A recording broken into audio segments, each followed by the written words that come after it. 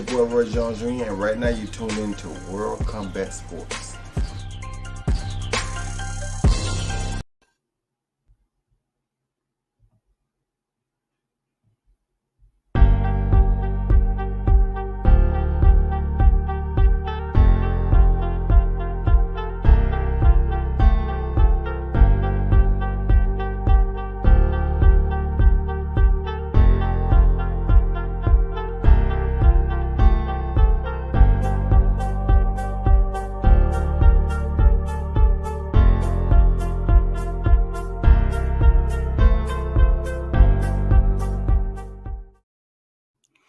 Once again, you're tuned in to World Combat Sports.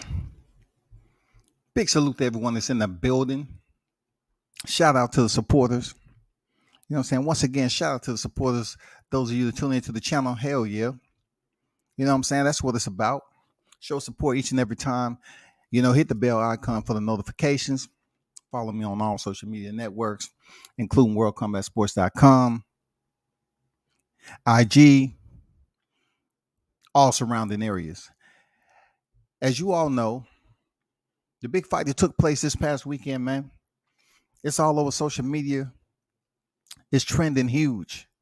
You know what I'm saying? It's trending so much to the point where, you know, we are able to see some footage that I don't even think was this deep from other big fights that Top Rank had.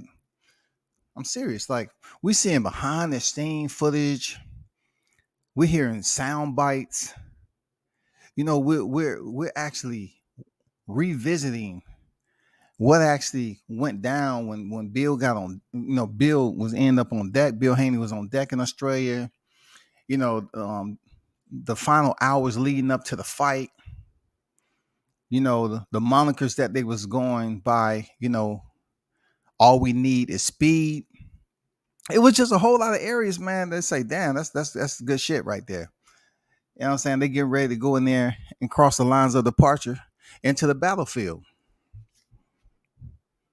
I have to commend Top Rank for doing a damn good job on this because, you know, this is not one of what boxing fans would be considered one of the biggest fights leading up. Like the talk, it wasn't considered the Spence Crawford.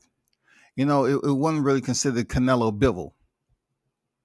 But in the final hours, like the final week, with all the climactic drama that played out with Bill Haney being rejected from going over there, and then last minute approval, allowing him to get into the country.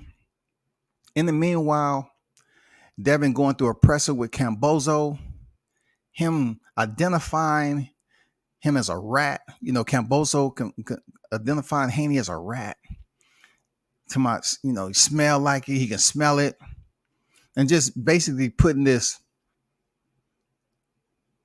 derogatory cloud over Haney as if that's who he was in character. You know, he wanted people to somewhat assume that Haney didn't have no integrity as a man. You know what I'm saying? Don't trust him. He's disloyal. He ain't shit. That's pretty much what Cambozo was trying to get to carry over to his fan base. But we need to pay attention to what's been happening lately. I don't know who's going around talking to these black fighters. I don't know if they're talking to one another. But I'm going to break this shit down on my level of maturity on what I believe. All right, real talk. You can go away all you want. Check this out now. So in boxing, there's a lot of trash talk. You know, it is what it is, man. The back and forth verbal sparring that goes on. It's back and forth. It's almost like a natural reaction, like the Tony Harrison, Jamel Charlo situation. That's pretty much how a lot of these individuals expect us to communicate, especially when, you know, as black fighters and black people, they feel that we are aggressive individuals. And in some cases, yeah, we can be. Absolutely. In some cases, we can be aggressive and we can be responsive in certain things And when we're responsive, we maximize that response when it should be minimized or moderate. You know what I'm saying? Sometimes when we maximize it, it allows other individuals to become a part of our lives, especially as a celebrity, and talk shit about us, put us in the media. But with these black fighters recently, I'm not gonna lie to you, I'm impressed. I'm impressed because I'm keeping 100 on something that took place with me, right? I'm impressed with them because they're not overreacting or being these, easy touch individuals that you can say little small words to, and they're giving you that N word in response. They give you "fuck you," "you ain't shit, nigga," this, that, and the other. Jamel Charlo was moderate in his response in defeating Brian Castano. It don't matter how I feel about him. I'm just telling you honestly how I feel about the brother, in his fight lead up and everything. Because that's a loose cannon right there any other time. But I must give him a high grade, so to speak, not that high, but to a point where he handled himself politely with class and shit.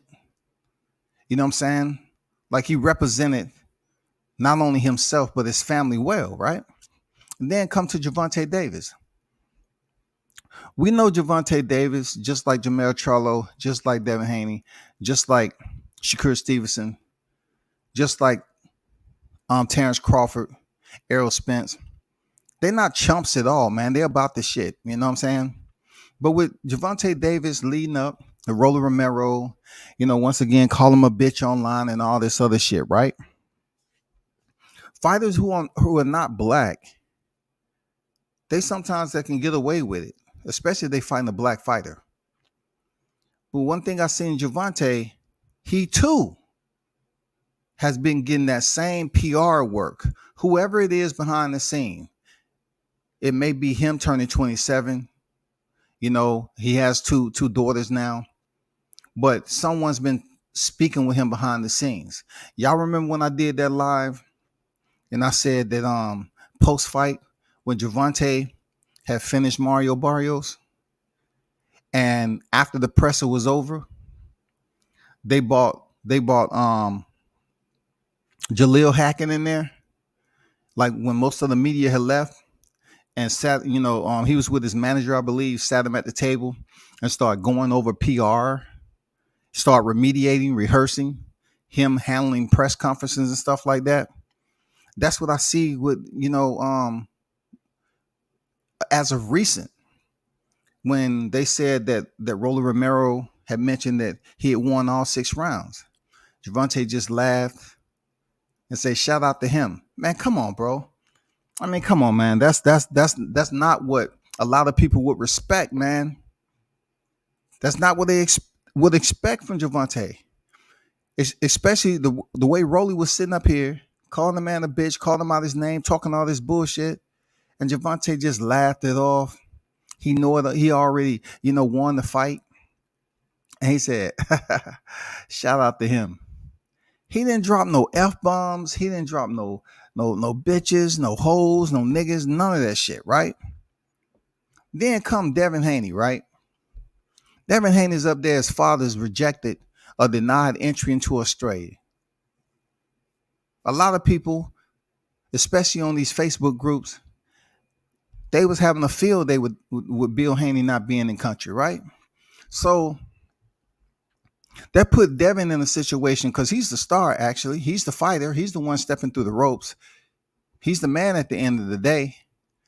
He has to go to this press conference with his team. He goes up there. Devin Haney goes up there and say, they ask him about, is there anything that crosses your thought, crosses your mind, being that your father is in here and da da da. He said, "Yeah, definitely. I want my father here. This is what we built up. We pretty much went through this journey. Of course, how do you feel knowing that he's not going to be here for the fight?" He said, "Well, that's not necessarily the case. We don't know if he's not going to be. We're still working on that. You know what I'm saying? But once again, this is when maturity comes in at. Devin said, I got a bunch of soldiers with me. We did what we have to do. I have a bunch of soldiers with me. And pretty much we have to go on with the battle plan, bro. We have to go out here and make the deployment happen. In the meanwhile, we're still in the process of getting pops on deck. But right now, right here, the team that is physically here with me, we good. I have to go out here and make this shit happen with or without my father. Not only that, people. You remember the press conference when bozo was up there and the orator sit up there and referred to him as boy? Bozo called him a boy. What did the Haneys do? They didn't sit up here and lose their wits. Bill, Bill can talk his shit any given day of the minute. He didn't sit up there and come back and talk any. They kept it classy, professional. Bill laughed. Bill gave that laugh like, no, not right now. Not right now.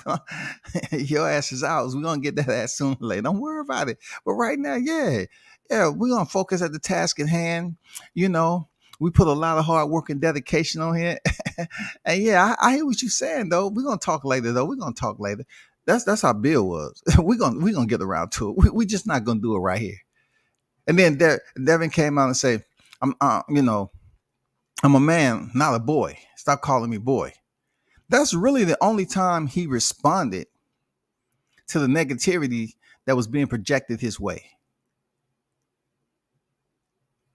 Real talk. Now to Shakur Stevenson. You wonder why, Shakur Stevenson fight Ben, cause this is the way I pay attention to shit like this. Me being in Vegas for Shakur Stevenson, unifying, picking up the WBC strap, right? I'm not talking about what happened outside the doors. That was just a lack of logistics because the man mother should have been on deck. But Shakur Stevenson, in the process, I'm sitting there like others, and I hear this sidebar conversation going on in Vegas, man, in the presser. And it wasn't just no sidebar that was quiet and just a little humming sound. This was loud enough to the point where if the fighter was on stage, they can be distracted. And Shakur started to, answer the questions. Boom, boom, boom, boom, boom, boom. And then he said, can y'all please be quiet? That right there in that short window could have meant a lot to Shakur Stevenson as far as the PR goes. The reason why I say that is, once again, this man has a baby on deck. You know what I'm saying? He's a two-weight world champion. That was a momentous occasion for him to unify. He said, can y'all please be quiet? He could have very well said, can y'all shut the fuck up? Now, if Shakur Stevenson would have said, can y'all shut the fuck up? The media would have had something to run with. And then the grown adults over there that was talking to, they would have got offended. And then each and every time, him being his top rank, there might have been a situation where they said, oh, don't worry about it. He got to come back and see us anyway. Who the fuck you think he's talking to?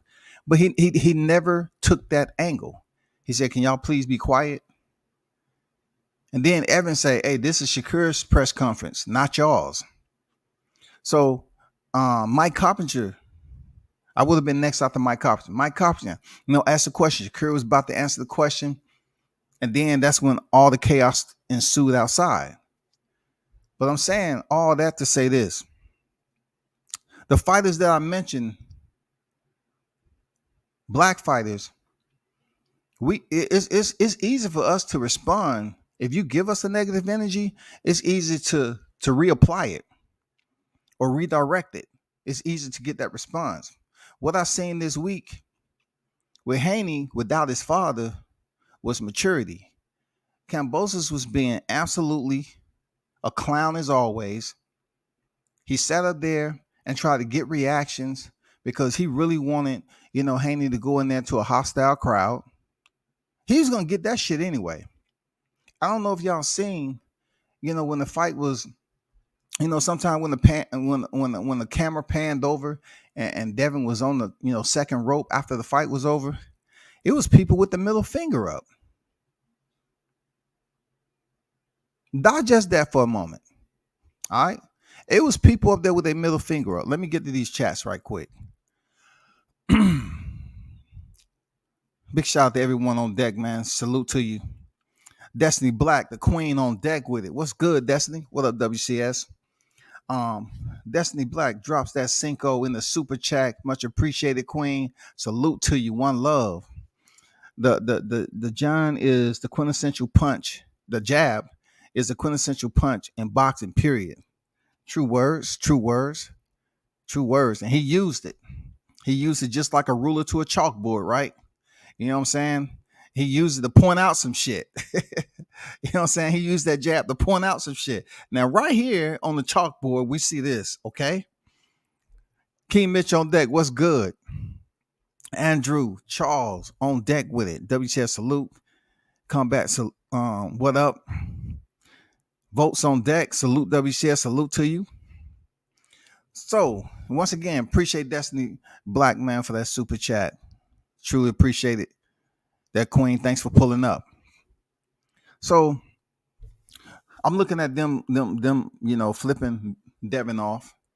You know what I'm saying? Being very unprofessional as a country, not giving a fuck of representing the sport. Then the whole process of them or somebody supplying George Kambosos with the term rat. Rat is some of the most belly dragging, germ infested creatures on earth.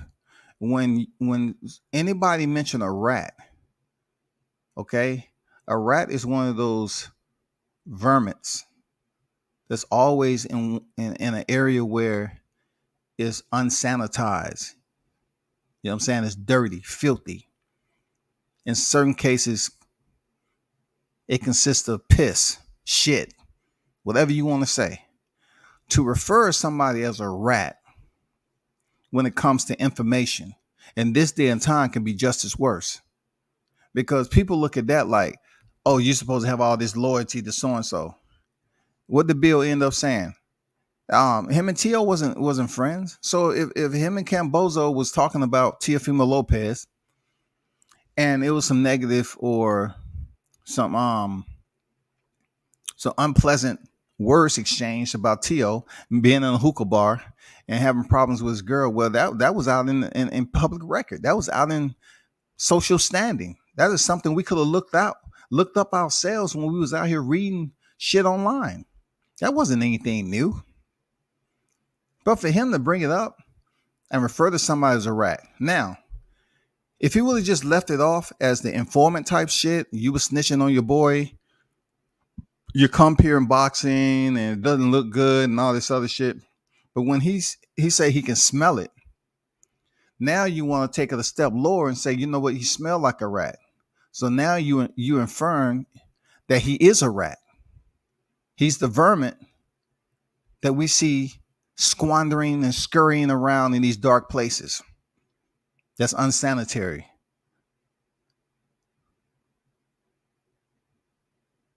The belly draggers of earth.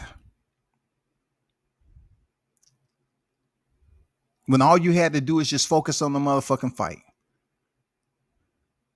Now you have to go in there and prove to your country that you are indeed the emperor for which you say you are. Now, it's a lot of smart individuals that were sitting ringside there, Cambozo, that read my motherfucking thumbnail. They knew when I put that thumbnail up the first time with all the balloons. They said, he knows Cambozo well. That guy's smart. Because Cambozo is a clown. But we're just going to see how it plays out. If he wins, we're not going to say anything. If he loses, oh yeah, we're going to repost this thumbnail. They knew you was a clown. It was some people, I swear to God, some people, all the damn racial shit I got, calling me an ape and a monkey and all this shit. There's some people over here in Australia that indeed read that thumbnail, especially on IG. They was just giving you the benefit of the doubt, Cambozo, to see if you can go in here and defend your titles after all the bullshit you was talking. Y'all fucked around and pulled all the strings, man. You really fucked up. Prevented Bill from coming over there. Prevented them. Ben Davis was coming over there. Then you want to make it personal on the damn presser. It's not too much you kept on boxing. You wanted to go here and give us a whole freaking, motivational speech for fans that may not know who the fuck you are. You want to give a motivational speech as if you're going to talk down and make Devin seem inferior while building yourself up. It absolutely imploded in your face, man. It never worked. People was not believing you. You know why they weren't believing you, Cambozo? Because of how you started off prior to you facing Teofimo Lopez. When you identify him and you didn't say he was undisputed and you want to change your shit, right then and there, you didn't have no damn word. If you would have said, you know what, I'm not going to call myself the undisputed until I fight and clean up any doubt in fighting Devin Haney. You didn't do that. You automatically changed the shit on IG and said, fuck it. I'm an undisputed world champion. That right there proved to the people that you was all about your shit, your bullshit. By any means necessary, you're just going to go out here and make it about you. Then you wanted to say, oh, this is my first time ever on the pinnacle, the championship pinnacle like this. I'm on top of the world. But really, like I said before, Cambozo, you was never on top of the world. You're not a ticket seller. The fucked up thing about it, you talk about how much time you spent on the road down here in the U.S., but no one really fucking knew you until you stepped up and started doing these presses with Teofimo Lopez, bro. Nobody knew or gave a fuck who you were. When you was down here in the A, they can walk right past you. Not too many people knew who you were with those 2-inch platform shoes you had on. No one knew you, bro. So now you talk about how you was on the road so long and you put in such hard work and your family was staying in Red Roof Inn in the ghetto and you thought you was going to be robbed and all this others. Guess what? It's plenty of Americans that's been through the same shit. It's plenty of Americans that's been through the same shit.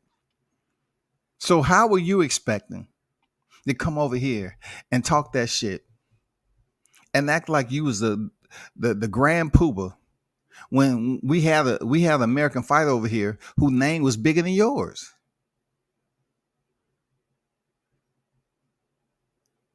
Devin Haney's name was bigger than yours. So all that being on the road and you got this and he had a silver spoon, it didn't make a fucking difference because his name was bigger than yours. They showed you that respect, even though inside, behind closed doors, in their quiet time, they's probably saying, fuck Cambozo. But we're going to play nice. We're going to play nice. You know why? Because, like, once again, I always sit up here and, catalog shit. Rolly Romero said one of the smartest replies. Rolly Romero, who I feel that has very, very much so a lot of nuts floating around in that empty space, right? Rolly Romero said some of the smartest G. I'm talking about it was G what he said though, business wise, it was G. He said that Isaac Cruz was doing this, that, and the other, whooping your ass. And then Javante said, no, you on camera. You said I won that, this, that, and the other. And then Rolly said, I had to say that to get the fight. That's what I had to say. Team Haney, they played fucking nice, dog. They played nice. They just say, hey, yeah, man, you fought a good fight. Yeah, I'll fight you anywhere, anytime. We really want the fight. They just wanted the opportunity. Just give me the opportunity and I'm gonna jump through the window. Just give me an opportunity. Sometimes, perfect example. Once again, I have to give you these reflective frames, these frames. You know, Teofimo Lopez, perfect example. Teofimo Lopez chose to fight George Cambozo. Him and Devin Haney had such a contentious relationship where I don't think Teofimo Lopez had enough room in his in on his con side to see the business aspect of it. I'm talking about, hey, this is the business aspect of it. It'll be a big fight to go in there and fight Devin Haney. Let me make this shit happen. He didn't see that. All he saw was, I don't like the shit that's being said. I don't like the guy. I don't like the guy. I don't like the guy. And at that point in time, it was plenty of videos circulating of him and Devin meeting, talking shit, this and that. T.O., man, I still support T.O. You know what I'm saying?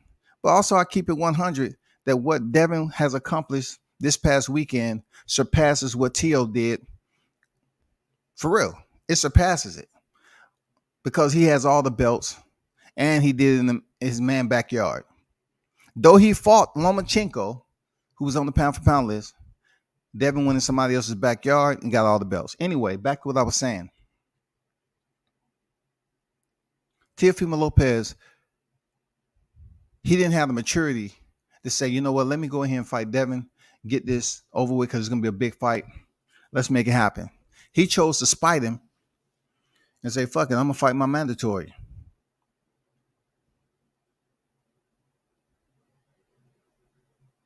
He ended up losing.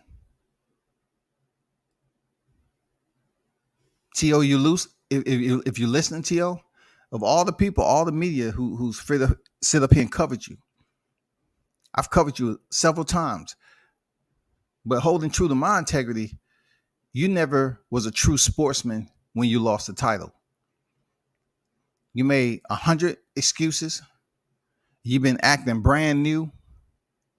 And you just didn't take that situation the way I thought you would. I thought you, of all people, would handle that situation in a more mature manner, like we've seen the Haneys do. Man, you got to give them props. They handled this situation. All the aspersions that was levied against them, the name calling and all this other stuff, you have to show respect that they handle that shit with class as a black team and as a black fighter. Real talk. It's no other way that you can identify it, that with all the criticism and derogatory comments and all the damn animus that was spewed their way, being, for a man, no matter what, or how long he's been next to Devin's side, right? As a father, trainer, you're not going to sit there and somebody call your kid a rat, because that kid is a product of what you brought into this life, bro. You're not going to allow somebody to consider your son, your seed, to be the lowest form of disgust when it comes to these feral vermins running around here, willing and able to them eat on anything in the alleyways, the sewer systems, and all that. So somebody had to say, let's cut him at the jugular. Fuck all that. Let's cut him at the jugular. We're going to go deep. We're going to get personal. We're going to call him a rat. They'll hate that. Just like in the old mob days. Someone call you a rat, you're pretty much dead. If another mob member call you a rat, you're pretty much dead. They know something you don't know. Or they know something that you thought they didn't know. But, you got to commend what we witnessed. You know what I'm saying? The professionalism. They already had to fight. They had to play nice. It was a whole lot of deterrence that was in front of them. They had to wait for the Australian government to approve them, so they had to play nice. You know what I'm saying? They had to play nice, man. Can't nobody sit up here and say they was cooning and shit like that. Never. They sit up there and played that shit very methodical, very professional. They minimized the trash talk until after the final bell. That's when Bill started to turn up. That's when Devin started to turn up. That's when the team started to turn up. That's when, if you look at Top Rank, look at the exclusive footage that they put together. It's cool. It's pretty cool. It has Bill saying, "Hey, thanks, Peter. Thanks, Peter." Peter Khan is the manager of Cambozo, right? He said, "Thanks, Peter. Thanks, Peter." And then he tells George's father, he said, "Get your hand, man. Don't, what you doing putting your hand? Don't put your hands on me, man." And then, Camboza's father, he wanted to, take it to that because they haven't got that out of the Haneys the whole week when they needed to. They wasn't able to pull that out of him. But yet he was trying to do it after he knew his son had lost. Not just lost, but dominated in a lopsided fight. One of the biggest fights of his career, he was dominated with a jab. Come on, bro. He dominated this dude with a jab. The basic fundamentals of boxing: foot movement, jab, control. And his pops is gonna come over there like that's gonna change something. That's a lack of respect. Period, man. That's just a lack of respect from the Cambosis, man. They don't have no respect.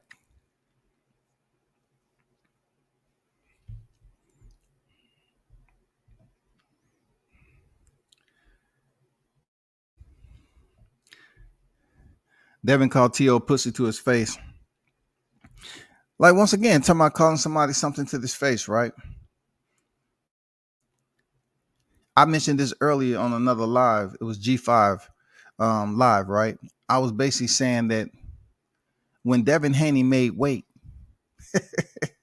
and Cambozo then, they say, "What do you have to say about Cambozo not making weight? What did you have to say to him?" I told him he ain't shit. I swear to God, that shit was hilarious. He said, "I told him he ain't shit." I mean, that's really like that's another layer to the professionalism that had to be implemented during this fight week. Like, telling him he ain't shit was in response to him doing something to make him look like he ain't shit and he ain't professional. It wasn't something that was instigated or provoked. It was just something that he responded to when asked. Now you might say, "Oh, you're reading too much into it." That Professor White. Yeah. No, that's just the way my thought process is. I just look at the way the Team Haney did their shit. Respect to them as a team in a tough sport. They're not in control of this sport. It's not too many. It's not too many. Even Canelo's not in control of the sport. It's not. It's not even regulated. But what they were in control of is their character.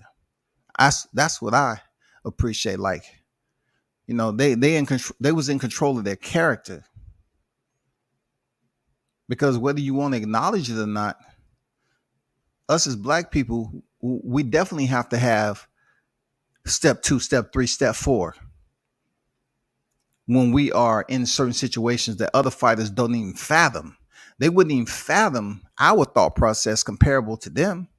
We have to overthink things so we won't be put out in the media as being this vigilante or being this thug or being this person that's out of control and need help. If a black person says it's mental health to a certain situation that they are responsible in doing or whatever, people look at it like, "Oh, you got mental health problems, he's crazy, he shouldn't be allowed to box, this is not good for the sport." But somebody else can go basically commit a situation that's bad, then they come back, "Oh, I just want to identify with mental health," and then, "Oh, for real, that's what it was. Wow, I knew it was something. Bill, did you know?" "Yeah, I was saying to Jill last night." I'll say, "Jill, something's not right about that guy." And here we go. mental illness. Wow. You know what? Well, hey, go get the checkbook. Let's donate to this charity, this local charity that deals with mental illness, helping. Now let's do it. We can't do that as black people. We commit the act first. It becomes an uphill battle from then on, not just for the mental illness perspective, but as far as us still cleaning up what we just committed, the violation. We have to go clean that shit up. People say, "Oh, you're just using that as an excuse. You should have knew better. This, that, and the other." I'm telling you, the way we walk around in life in certain situations, we have to have the CDEF plans and how we go about certain things. And we saw that shit play out with Team Haney. They had to have the plan A, B, C, D, E because they still had to be dependent on the Australian government to try to get Bill, in the process of getting Bill over there. And also with Devin, he played nice. He ignored a lot of shit. And even when he did respond to Bozo in the presser, he's, "Oh, stop it. Man, stop it, man. Nobody's buying. Just stop it already." That was light. That was light. That shit was light. Compared to Devin saying, "Man, shut the fuck up. Damn, man, you a fucking idiot, dog. Nobody's listening to your dumb ass." That's why people say Bozo, man. Listen to you. You're in character, bro. That's not you. That's not who you are. Stop faking. It's all cap. If that would have been, they would have went to the headlines, man. Devin Haney explodes on Bozo. Devin Haney loses it. Real talk, bro. Teal said, let me see. Teal said, "I take my wins like my losses. I ain't a sore loser. I won that fight." No, I have to disagree, Teal. And I supported you to the ends, man. I'm one of the only media out here that covered you and your girl before you got married in New York. You know what I'm saying? Cam really thought he was G'd up. He did, didn't he? Man, shout out to Mr. Gumbo on deck with it. Dropping the 20 in the super chat, man. Much appreciated, Mr. Gumbo. Salute to you, my brother. Always, you know what I'm saying? And coming through, showing support to WCS, man. He said, "Salute WCS. I've been busy, bro, but had to pass through to show support." Man, just a thought of consideration, man. Much gratitude. I appreciate you doing that, man. Real talk. Thank you for showing up, showing support. The WCS media, man. You know what it is, that Mr. Gumbo. Real talk. Kambosos and his dastardly ass father said he was the greatest fight in Australian history after T.O. fight. I told you what I was going to do there, Mitch. I put it on Facebook and people was having a good little time with it. I put that shit you said about Devin Haney being the best Australian fighter in history. That shit was hilarious, man. That goddamn Devin Haney, the best Australian fighter in history, because he won the titles over there in Australia. So that shit was epic for the wrong reasons, man. You have an American setting history on your home front, and it wasn't you. Damn. Kambosos and his I read that dark-skinned folks don't get that mental health excuse. Remember that media person yelled out, "Get him a straitjacket," at Mike Tyson. Yeah, man. People don't, for me, I try to look at this whole media buildup and not include the card. Not to put the race card in there or anything, because Kambosos was walking that line. When calling somebody a gangster and shit, he was walking that line. He really wanted to say thug. See, if he would have placed thug in the lap of all the media segues, they would have ran with it. So they didn't really want to go left with and take it off the fight and make it seem like it was extremely personal. So he said, "Oh, that gangster."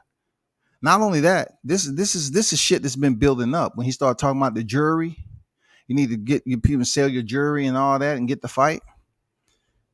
He was basically trying to grab hold of, stereotypical culture attachments that come with black people.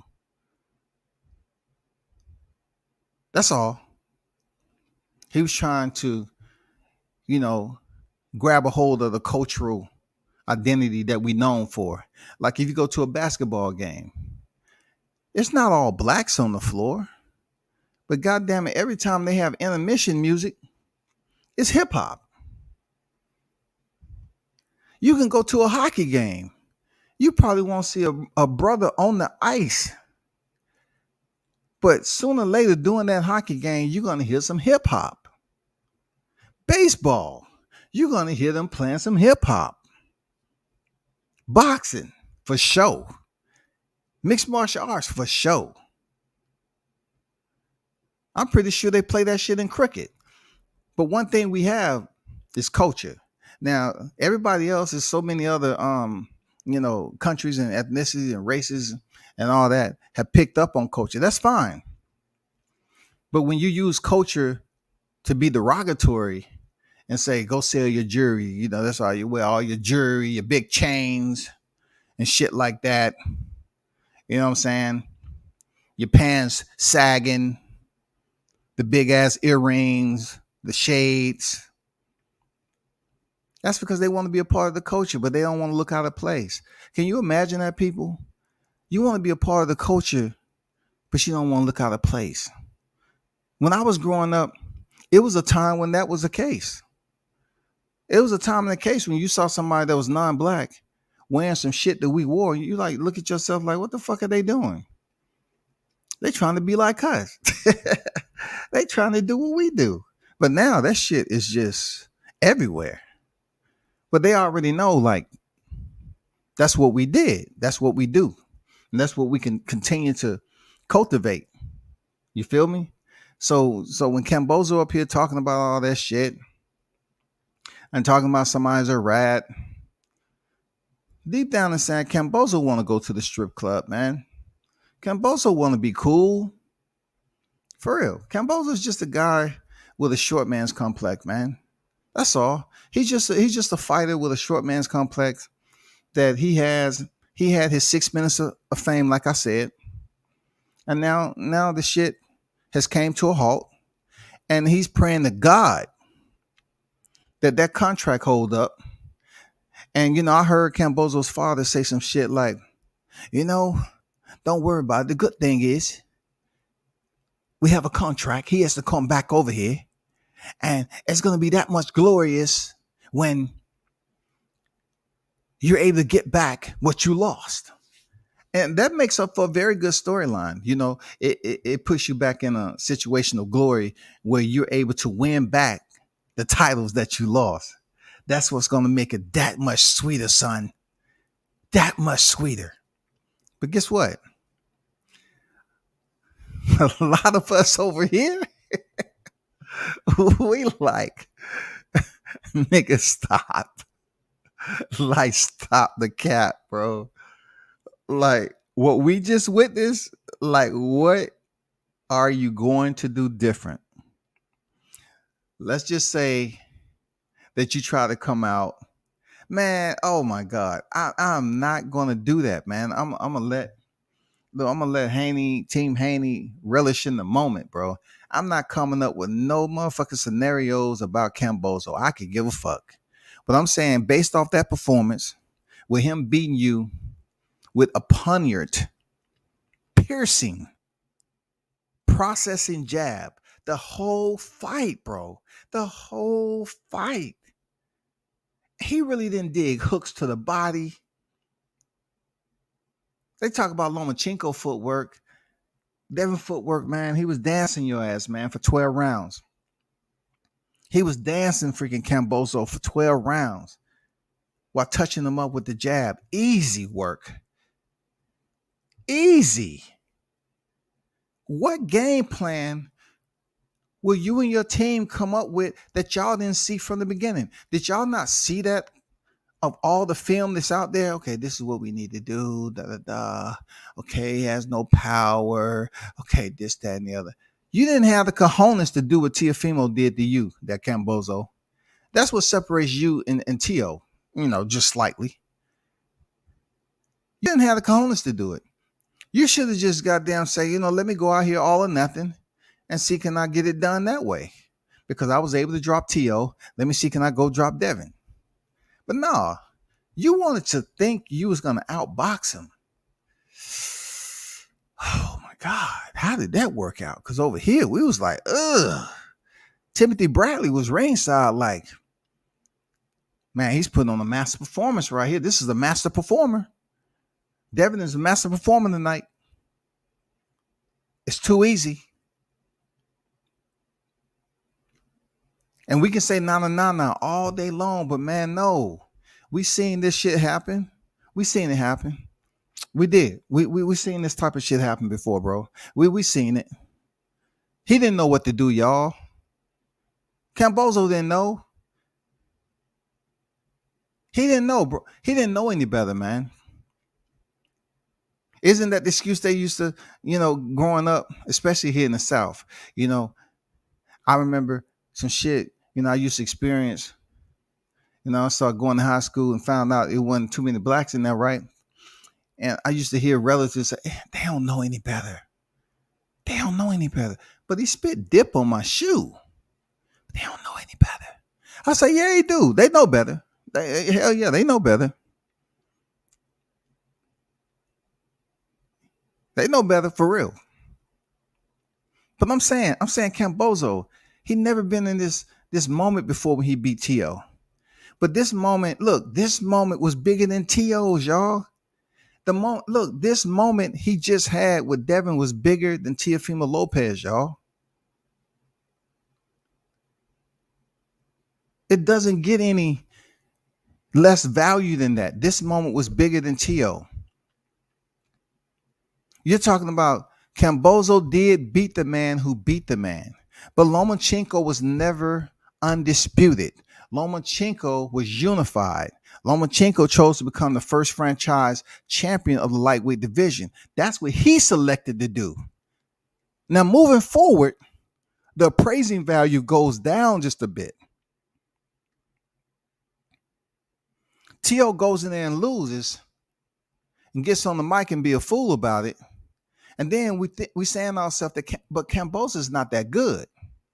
We didn't speak that same type of confusion when it came to Tio and Lomachenko, because Lomachenko was pound for pound. Like Lomachenko was on the pound for pound list. Tio had in 15 fights won the IBF World Championship. So him stepping in there with Lomachenko on the pound for pound list, people's like, oh shit, this is Tio's time. It was nobody on Tio's record that compared to Lomachenko. But when it comes to Max Kellerman and all these guys, they had damn Lomachenko. Boom, he gets the victory. Now Cambozo comes in there, and his appraising value to Teofimo's appraising value is not even close. It's not even close. No one knows Cambozo. No one knows him off Selby. No one knows him off Bay. But they do know it was an SD on this record twice. Split decision. Okay? Moving forward, Haney. Haney comes on deck. His appraisal value increases. The reason why it increases because he's fighting in his backyard in front of his own country in defense of the titles that he won versus Teofimo Lopez. Not only that, he's in there sitting on one of the most dirtiest contracts that you can get out of a boxing toilet. If you ain't never seen one dripping piss, shit, all that. One of the worst damn contracts. He's sitting very, very happy, bro. So basically, let's put it to you like this. The appraisal value of Cambozo in his home country, that's automatic shit. But also you take Devin, he's a champion. He's a reigning champion at the time. He contributes to that appraising value. So that's why them together made this fight bigger than Teofimo and Cambozo. That's why I made it bigger than Teofimo Lomachenko. I don't care what nobody say that Lomachenko was on the pound for pound list comparable to this fight. It doesn't matter. Lomachenko was unified.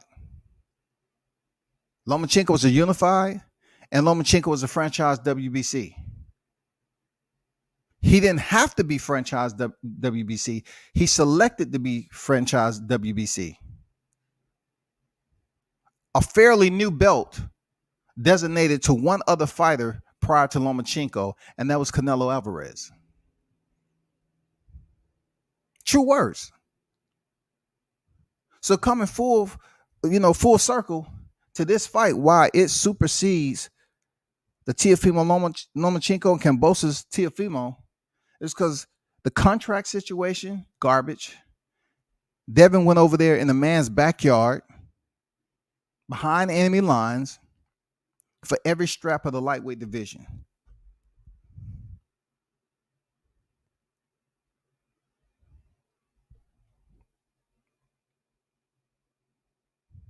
If you encapsulate all that into one, then the value will be what it is. It will far surpass the other two big fights in the lightweight division, because this was for all the crown jewels of the lightweight division. Everything. No one can sit up here, and though I fuck with Tank, man, real talk, no one can sit up here and put Devin Haney behind Gervonta Davis. I won't even want to talk about fair when it comes to boxing, because it's a lot of shit that's written down that lacks criteria, and the criteria that's there is very shallow. But if a man has every single belt in the division, you can't sit up here and put him behind Gervonta Davis because Gervonta is a pay-per-view star. You cannot do that. That makes no sense at all. You're confusing yourselves doing that. Because how is that going to look? He has every single belt, but yet you're saying he's the number 2 lightweight in the world. That makes no sense at all, bro. None. Let me get to these chats.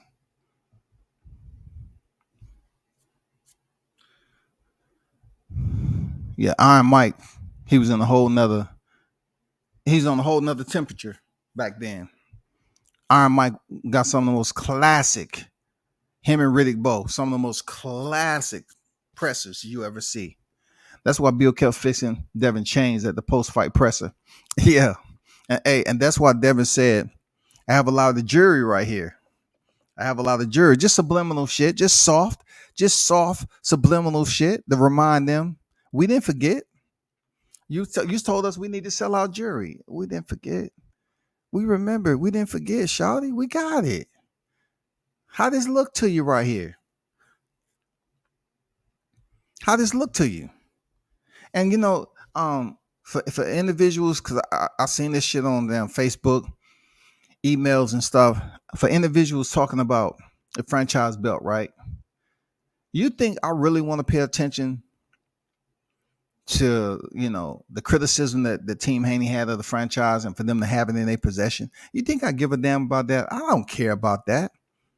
I'm on record as saying they should swipe them butt naked, swipe everything, clean them out, leave nothing in the safe, nothing, clean them absolutely out in its totality.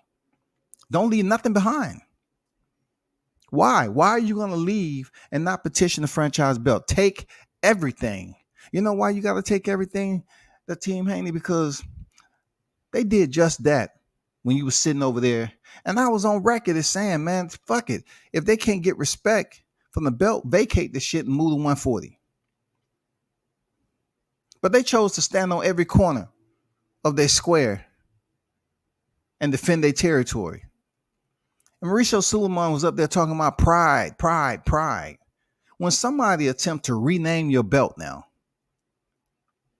rename your belt that's still relevant, a belt that's considered a coveted WBC super title in other divisions, and he's gonna sit up and attempt to rename your belt just because he fucked up.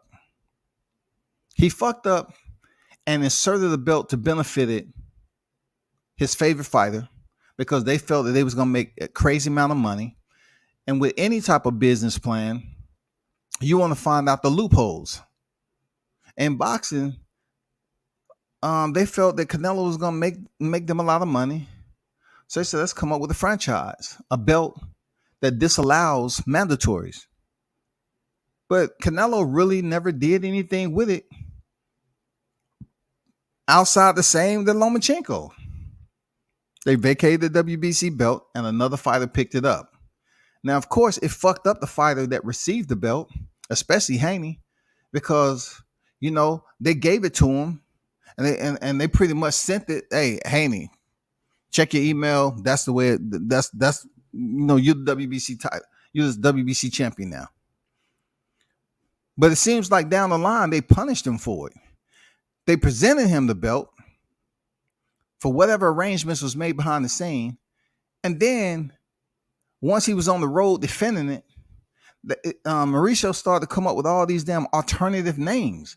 It's the Pride belt. The Pride of all fucking belts, bro. Like, why the Pride belt? Because I bet Team Haney got a lot of pride right now. God damn it. Hey, shit. Look, you fuck around with black people and talk about pride now. We can have some pride. And a lot of people's about to experience that shit. I'm glad I'm afar. For real. A lot of people about to experience this pride shit with Team Haney for what they've been able to accomplish. They the first ones to ever do it.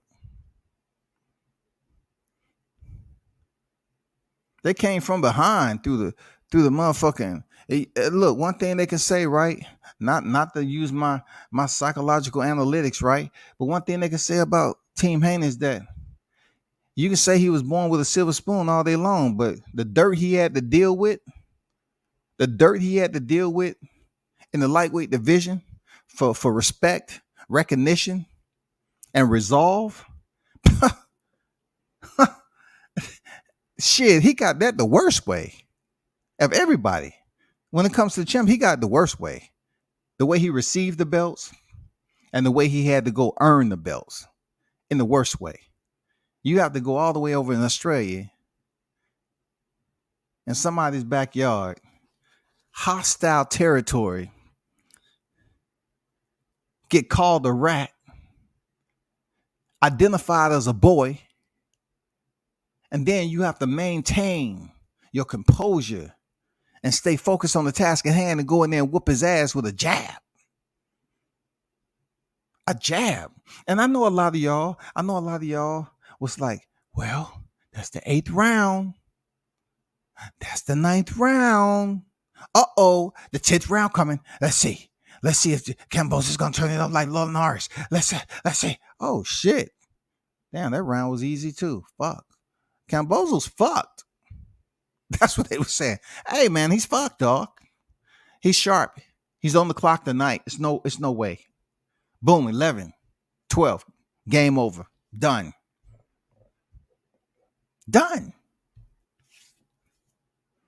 It's a wrap, bro. History's made.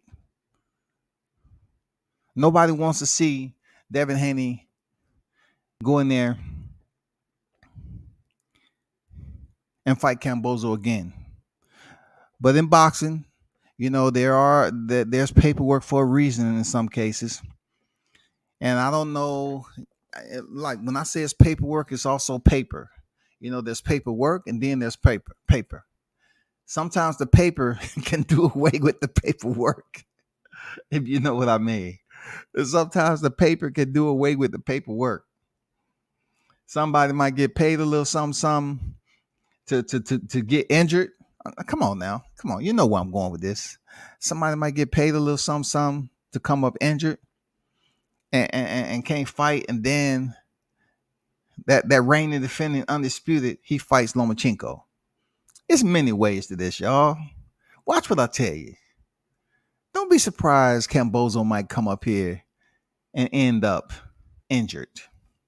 Or this is the new Title: Non-COVID related. They have a non-COVID medical condition. He won't be able to make the rematch right now. He has to go through this, that, and the other. And then the other fight will be made. You know, they'll say, okay, Devin Haney versus Vasil Lomachenko at the end of the year, blah, blah, blah. Once that is what it is, it's over. Nobody's gonna think twice about why Devin didn't go back over to Australia. I told y'all what he had to do. It was no other option. He had to go over there and win the first one. I don't know why people keep thinking it was an option. It was never an option for him. Just because you get 2 fights in Australia, it ain't an option. If you lose the first one and you don't have a rematch clause, fuck that. Because all of a sudden, you know, Cambosa's up here pleading and begging with Devin, right? It's like, yeah, you know, you's the better man, da da da. Your jab was quicker, you know, we don't want to hear none of that shit. You know, we already knew that in the US. But I can guarantee you, if Devin would have lost that fight, Cambosa would have said he lost the fight. It's no rematch. I'm sticking to my contract on to Lomachenko. His pops and him would have had the most egotistical response, the most arrogant type of sportsmanship you can see. They wouldn't have gave that man no motherfucking waiver. I know what the contract says, but I want to fight him again out of the sportsmanship for, you know, the sport of boxing. I feel it was a competitive fight. I want to come back for a rematch. I'm gonna talk to my people. I'm gonna talk to that shit wouldn't happen. Cambosa wouldn't have gave him any type of opportunity. He would have said, "You lost. You ain't shit. You're not better than me. I beat T.O. I beat you. I'm the best in the lightweight division. I have all the belts." That's what Cambosa would have said. But we all know that's not the case. We witnessed a masterclass performance, man. People don't understand, man. When I be out here with these fights and shit and get to see some of the things I see, like this is, you know, like those of you that's tuned in, you get to see, you know, history be made for the first time, right? You get to see history made for the first time. Whatever that history is. It's not the fact that he became champion. It's history for the division. We actually witnessed that. We actually witnessed Jamel Charlo. You know what I'm saying? We're witnessing the Shakur Stevensons. We witnessed Deontay Wilder reign for as long as he did. You know, we witnessed him contend a trilogy against Fury. We witnessed Canelo unify the super middleweight division. We're witnessing all this shit in boxing. This is history. And we're still waiting to witness Crawford Spence. We're witnessing this shit play out. We're not in hospice care and somebody walk up, hey, Scotty, you say you like boxing, right? Yeah. What's wrong? What's wrong? Man, do you know what's that fighter name you was talking about? I ain't trying to have that conversation, bro. I'm not trying to have that conversation. I don't remember a lot, but let me see. You know that fighter you used to talk about? Let me see. That fighter, what's his name? I thought about that fighter. You used to talk about it. I don't want to have that conversation, man. I witness it why I'm competent enough and aware of actually what's going on. You know what I'm saying? Because in years from now, it's not going to be that way. It's certain things I probably won't remember.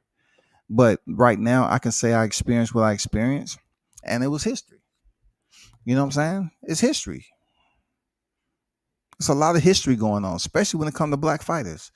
It's a lot of history going on, man. You know, Deontay Wilder gets a statue unveiled in his footprint of Tuscaloosa, which pretty much Alabama is roll tide. It's pretty much known for the football, the sports. But if you go down there by the Welcome Center, he has a statue out there in his honor. You know what I'm saying? Who can say you ride up to your hometown? There's a statue of you. You ride with your friends like, man, is that you over there, dog? Yeah. What? Why they make a statue of you? Oh, I ain't tell y'all, man. I used to box. What? They get that Russell. What? That Russell Westbrook. Yeah. Back in the day, I used to box.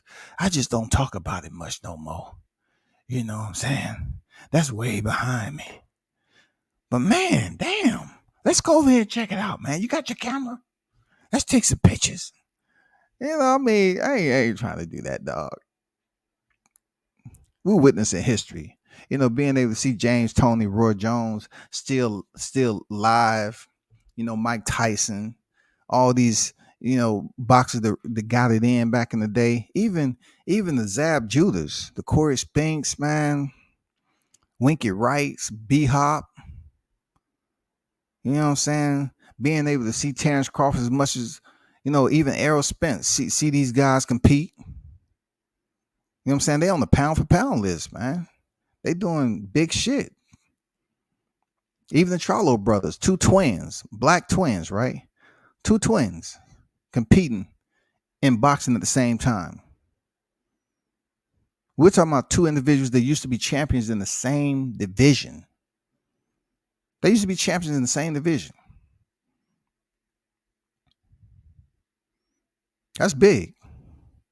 Now, coming up to 2022, we hope in post-pandemic that we able to see history made again, man. We seen, the last collection of the title. We seen, Canelo get all the shine for the super middleweight division. We seen him sweep through that. We seen Jamel Charlo come back for a rematch, get that. But I think with this right here, it's gonna be hard for somebody to leverage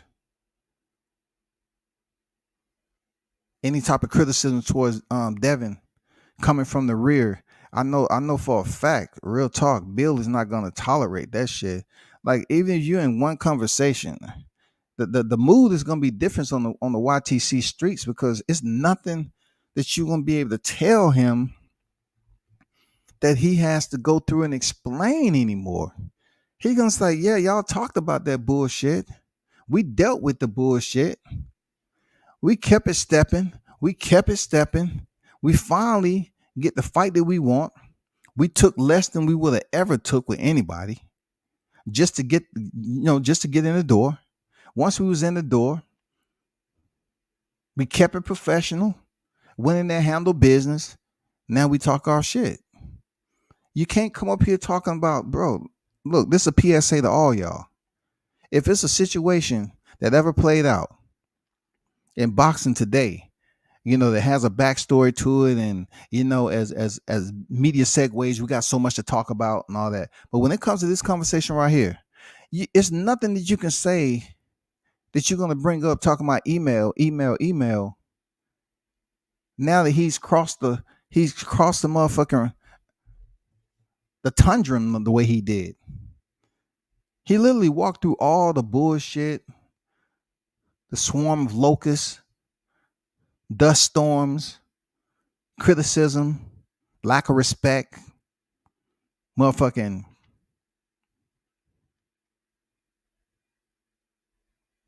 animosity. They walked through all that shit, man, to get to the motherfucking outback over there. They went to the outback in somebody else's territory and not only won the titles, but he did it easily in masterclass performance. And that, you cannot sit up here and bring up no bullshit email no more. You can't even bring up Gamboa. You can't bring up Jorge Linares. He getting hurt by Jorge Linares. You can bring up Bozo was never a superstar. Okay, cool.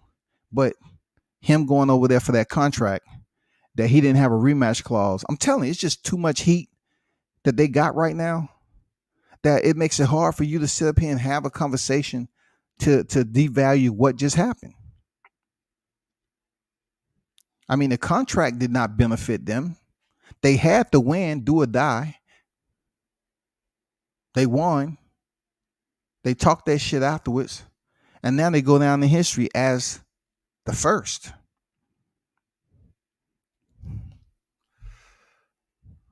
Let me get to these chats right quick.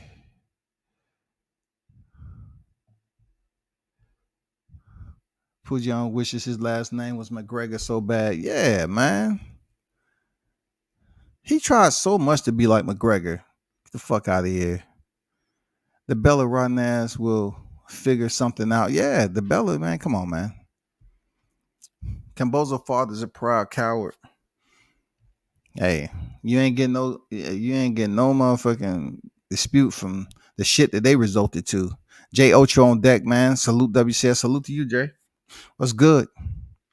Cambozo could have got a Rolly versus Mourinho's robbery, and he still would have denied Haney a rematch. Hey, absolutely, man. Could you imagine? Could you imagine? Just the mere fact that Bob is in this photo, and if anybody look at that exclusive, Bob asked Devin Haney, how come you lost one round? And look, I left the E off. I left the E off on purpose, man, so they can do their research. How come you lost one round?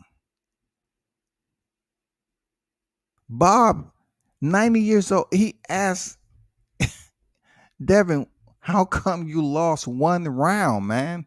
That's hilarious. That's a classic right there, man. But you're right, man. He would have got that Rolly Romero treatment. He would have got on there like Tiafimo. Well, to be honest, I think the judges got it right. I dominated. No, you didn't. Stop it. Cambozo out here capping, talking about he landed the more punches. Don't let me pull out the copy box now. I don't care what people saying. Don't let me pull out the copy box. Look, it's a couple of rounds in there that Cambozo that you didn't land shit.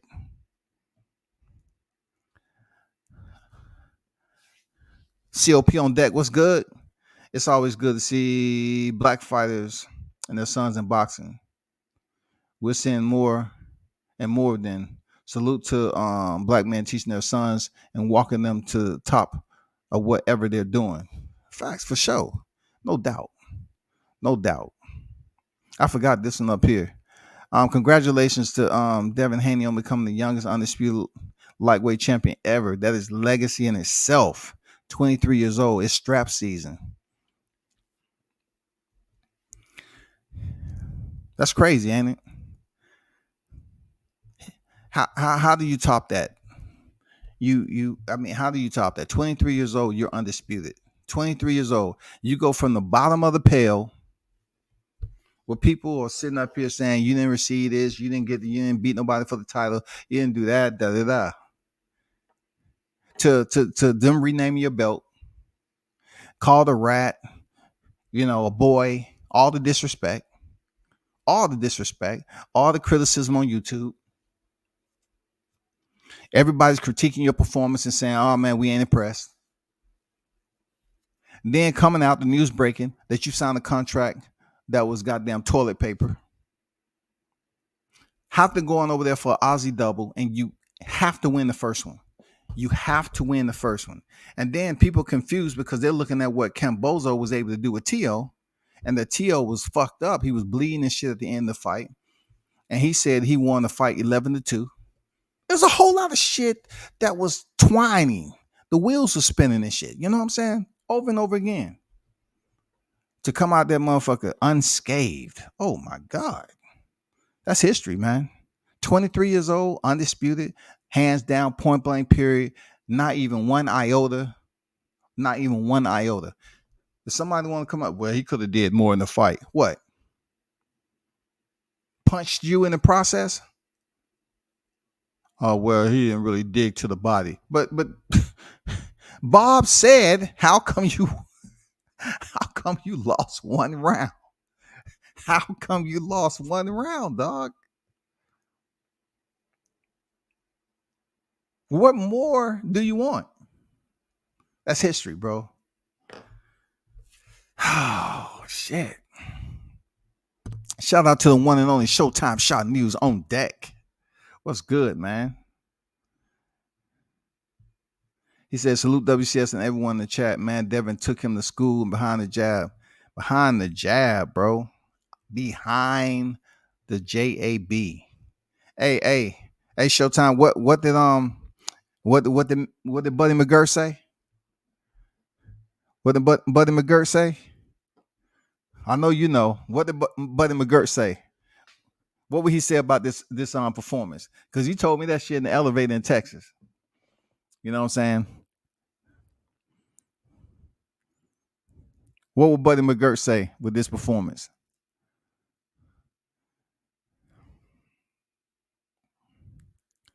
Says salute WCS. Congratulations on this chat. No doubt, for sure. Hey, Showtime, what would Buddy McGirt say with this performance? What's his favorite? What's his favorite line? Basics get the job done. Basics get the job done. Buddy say basics get the job done. Nothing beats the fundamentals. That's Buddy. That basic fundamental shit. I'm not saying a lot of fighters don't use it. Like you look at Shakur Stevenson, Shakur Stevenson on his own time with that jab too. Like Shakur Stevenson, his jab, he keeps that shit active. I'm telling you, he keeps that shit active. But they was in the lab working. God damn, they was in the lab working. And you know, and the crazy part about Devin might, he looked big in there. He might have grown into his man frame, even though Bill said that's all the power you're gonna get. Nah, I think Devin might have grown up a little bit. You know what I'm saying? Like he looked bigger than Bozo up in that motherfucker. I tell you that. He kept putting that jab in his mouth here. Feed him that motherfucking jab with wasabi on it.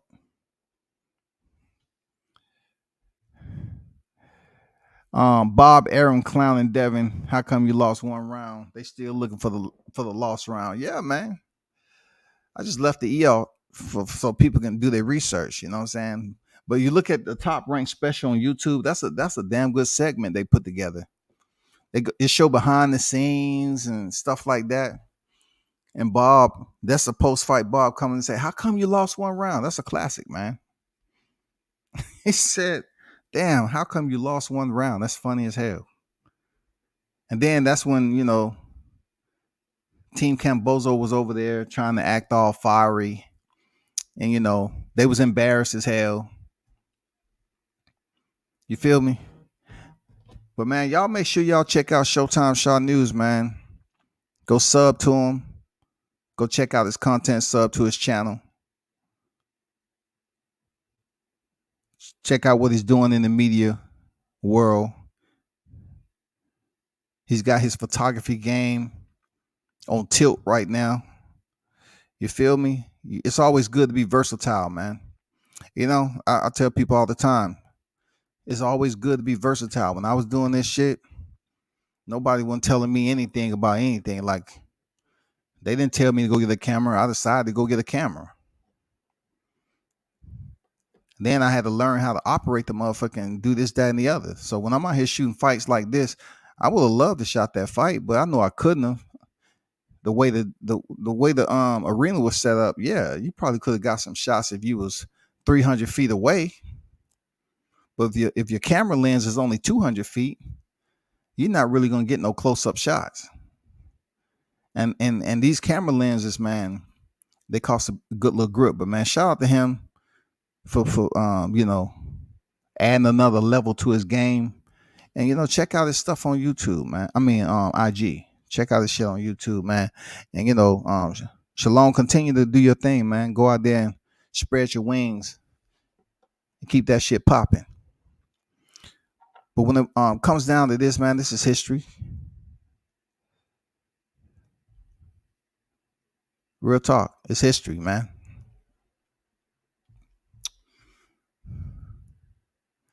Improved his record of 28-0. And of course, George Camboso improved to 20 victories and 1 defeat. And we don't really know what's going to happen next with George Camboso, but he didn't gain any new friends by going out here talking about he outboxed them. And this is another way that I'm saying he's a clown.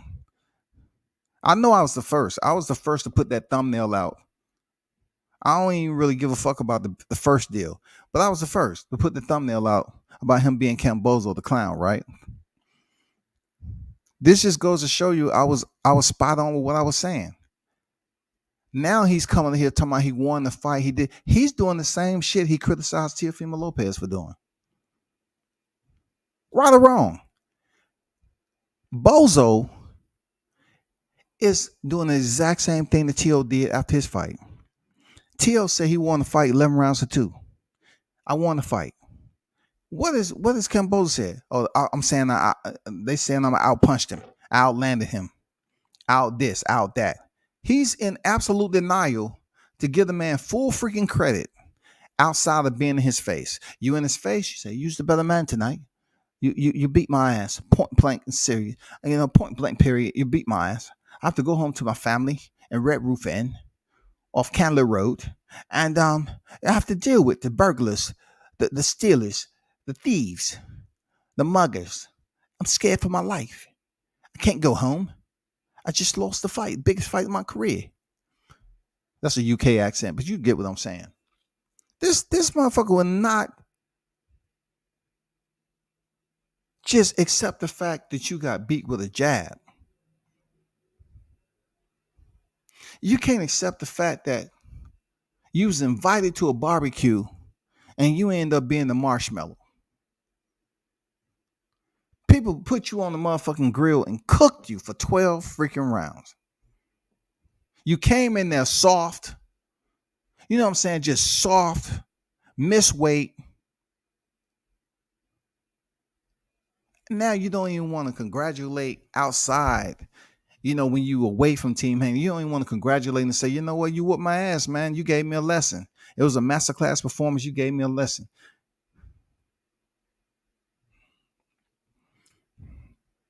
Teal won 11-2 and Rolly was up 6-0. Absolutely. And they boys too, bitch. Those two are boys. Those two are boys. Look, what is going on with this string right here of these light-skinned cats? You got T.O. saying he won 11-2, give no credit to him losing the fight. Then you had Rolly Romero go in there, get starched, right? What Rolly say? I won all 6 rounds.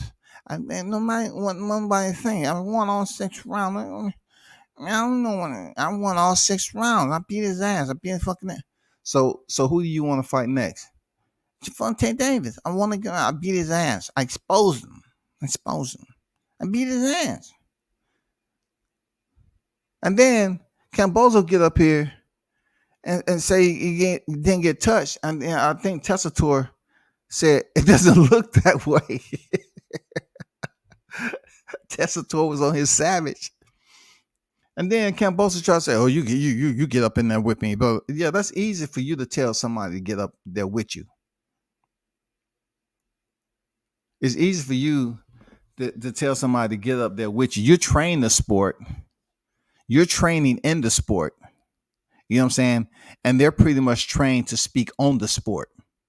So why are you challenging individuals that dare to provide their analytics on what they just witnessed? And what they witnessed was, if you're saying you didn't get touched, but your face is fucked up, how?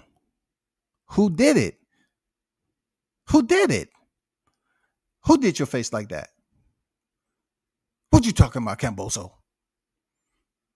Who did your face like that? Like, come on, you set yourself up, man.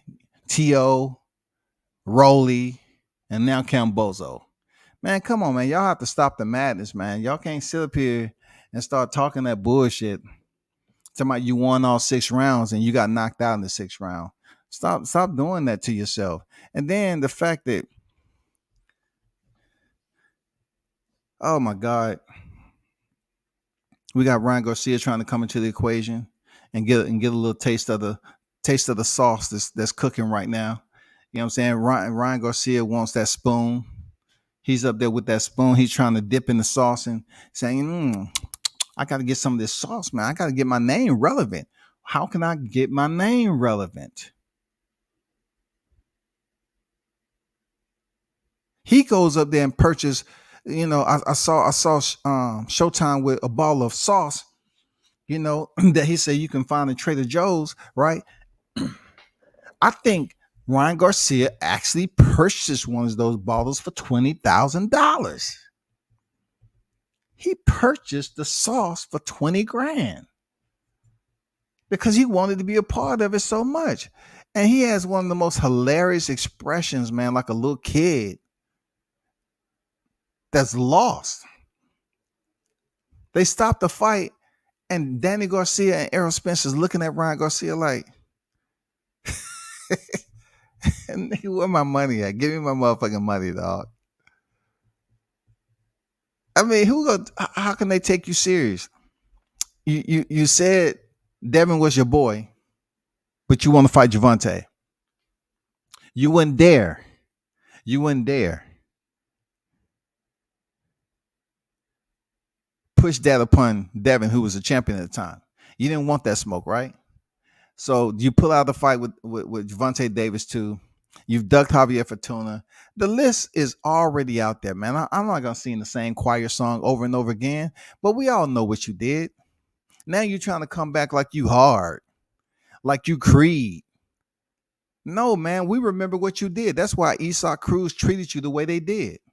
They remember all the people that you ducked, and that's why they treated you like you treated others. You said, fuck that. You want a piece of Esau Cruz because he had that Javante momentum. That's what you wanted. And they said, nah, we trying to look for the winner, Javante Rowley. You're not on our radar right now, Ryan. You're not on our calendar. So there's no hard feelings, guy. Just keep there. We'll see you sometime or another. See, the same shit. Hey, it happened to him. Now he's gonna sit up here and complain that says after coming off the Manuel Tago fight, right? Ryan Garcia is gonna absolutely have the audacity to say that a masterclass performance was NyQuil. When this dude not too long ago was getting off the deck against Luke Campbell. Man, this guy's everywhere. I swear, man, get your boys, man. For real, get your boy. What Flip Mode them said, man, get your mans. What they say over there in NYC, get your mans. Y'all get your mans. For real. Keep this in mind. Devin did it, and 119 years later, this is history we witness.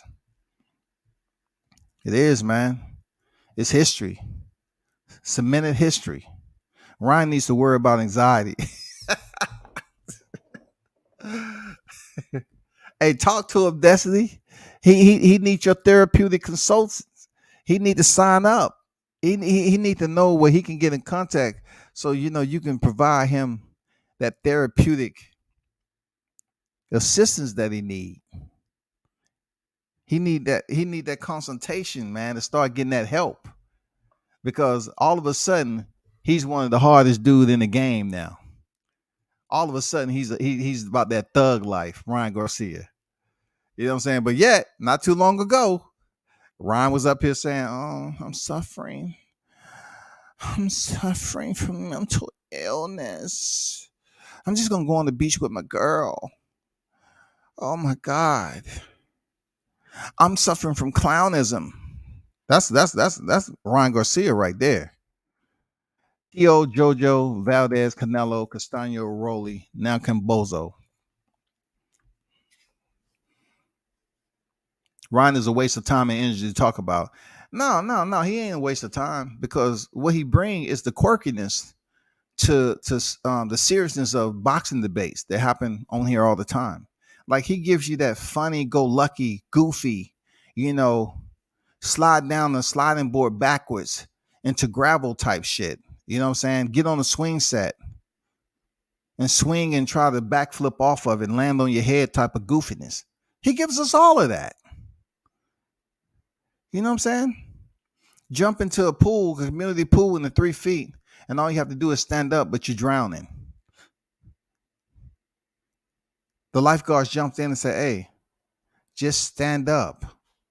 Oh, oh, my bad. Oh, that's the quirkiness that Ryan gives you. That's all. He's fun for the sport, man. Him and his lead left hook. He's fun for the sport. Let Ryan roam and talk his shit and be goofy. He's funny for the sport, man. That's all I can say about Ryan. He's going around here acting like he's some OG after he ducked. And once again, earlier today we was talking. I think I forgot who said it on 5PC. They said that um the champion had to force the number one. When did the champion have to force the number one to fight? Usually the number one have to force the champion to fight. You know what I'm saying? Usually the number one have to force the champion to say, "Hey, I want to fight." But no, Devin was trying to force Ryan. "Hey, you gonna fight me?" And then he said, "No, talk to my attorneys." "I'm not doing that. Talk to my attorneys." Man, that's just goofy ass shit right there. He's a capper. He's the number one capper, bro. Out of these guys, Ryan is still undefeated until he fights Esau Cruz. He's undefeated. He's undefeated. But if I hope Devin Haney doesn't give him the shot. Cause it's just a lot of other things. I don't want to be petty. I'm against the not giving somebody a fight because I've been on record as saying, that's exactly what the Charlos have done. Not give people fights. Sometimes you get fighters that won't fight other fighters because they don't like them. Caleb Plant. Caleb Plant ain't fought David Benavidez, and he said he's the easiest in the division. But anyway, back to the task. I just would rather see like something going on with Ryan Garcia and Gervonta Davis, or I just don't want Ryan to come in and swoop in and get a shot at the titles, and he ducked like four or five people. Like fight somebody with a name now. If Esau Cruz them find out that they're not getting a Gervonta Davis fight, maybe you can prove yourself against Esau Cruz. A fight Rolly Romero. I would rather Ryan Garcia fight Rolly Romero because they have a backstory. And it's going to be a lot of shit talking. It's going to be a lot more shit talking between Rolly Romero than it was with Gervonta. Because it was a time and point where Rolly Romero was just following Ryan Garcia and showing up his fights and saying, "Hey, fight me. I fucked you up in sparring, fight me." And he never did. So that's the fight I want to see when it comes to Ryan Garcia. I want to see him versus Rolly Romero. If not, I'd rather see him going in with Gervonta Davis because I know he's going to get slept in shorter fashion than Rolly did. No one can convince me that Ryan Garcia's chin is better than Rolly. Rolly took a hard punch face first, like lined him up, center mass. And even though he went through the percolating phase of trying to stand up, that left leg, here come the percolator. Here come the percolator. Here come the percolator. His left leg was bucking like a donkey. "Hello, people. I'm Mr. Ed." That dude stood up. Give it up for Rolly for standing up. Rolly actually made it back to his feet. Seriously. Give it up for Rolly. But there's no way he could continue. Ryan Garcia, he doesn't get up. He doesn't get up. And you know what? That look he had. Let me see if I still have the look Ryan Garcia had, right? Let me see if he's still up here. And I took that bullshit down. The look that Ryan Garcia had on that thumbnail I had when he lost that 20 grand. It's the exact same look that Rolly had once that punch, once the front side of the punch was removed from his facial structure. Once Gervonta Davis had basically dropped off the mail and stepped away, the package was left to drop right there on the doorstep.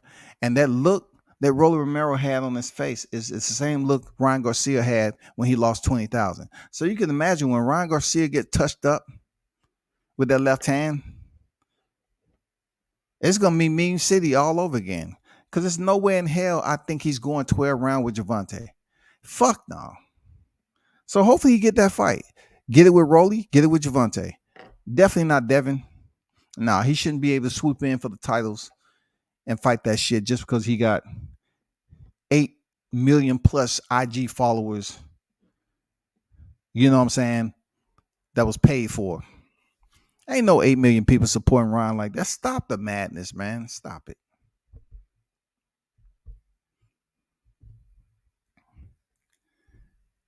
He said, let's promote Ryan versus Rolly. It should be. Anybody in their right mind know damn well that the history that's been between Rolly and Ryan Garcia goes way back. But that's what I can't understand, y'all. I can't understand how all of a sudden Ryan Garcia would bet 20 grand on a guy that he didn't give a fuck about. Rolly Romero talks so much shit about Ryan. Why would you go in there, not just bet 20 stacks, not just bet 20 bands, but you bet Errol Spence, man. You was clout chasing Danny Garcia and Errol Spence for notoriety, and you bet the man 20 grand on a dude that you don't even fuck with. Something ain't right with this dude. Real talk. Destiny, you need to call his people up, man. Give him some of that black love when it comes to therapy. You need to give him the Destiny Black goddamn therapeutic counseling session. He needs that, man. He needs some help. He bet Errol Spence 20 grand on a fighter that used to show up to his fights and say, fight me. Why are you ducking me? This, that, and the other, blah, blah, blah. And that's another fighter he ducked. He ducked Rolly Romero. He did not want any parts of Rolly Romero.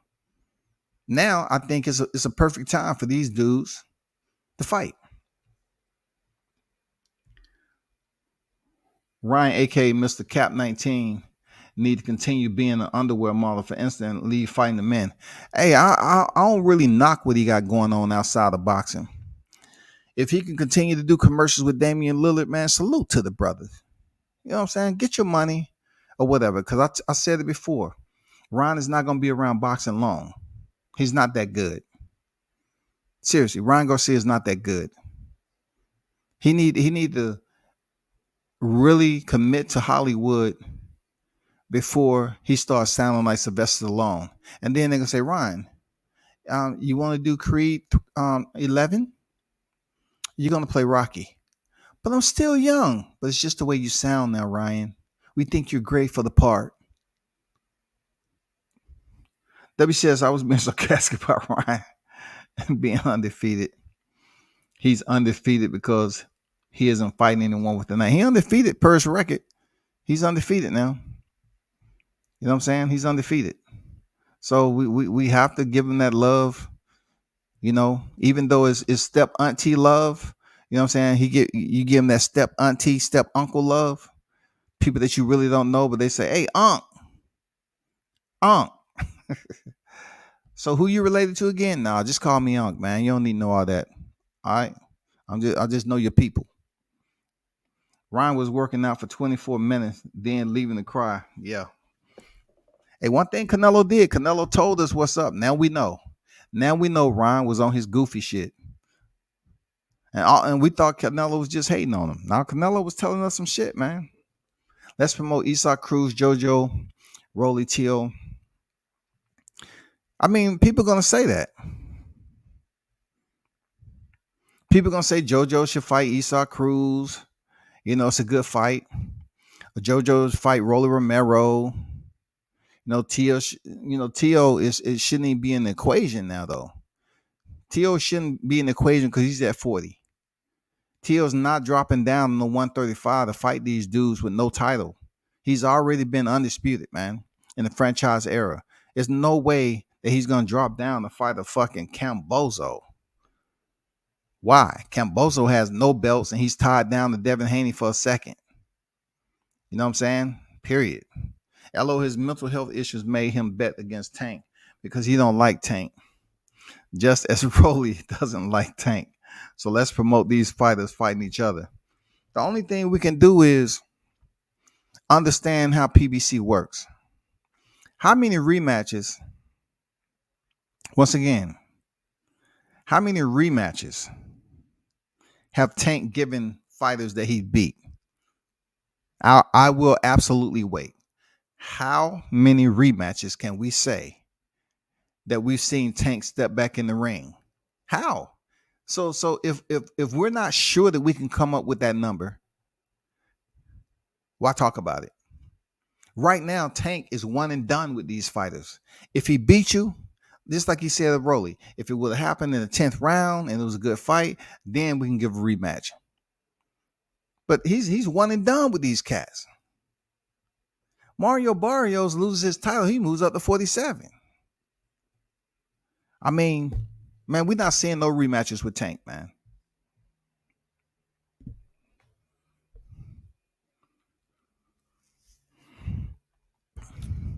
But man, once again, appreciate y'all for pulling up.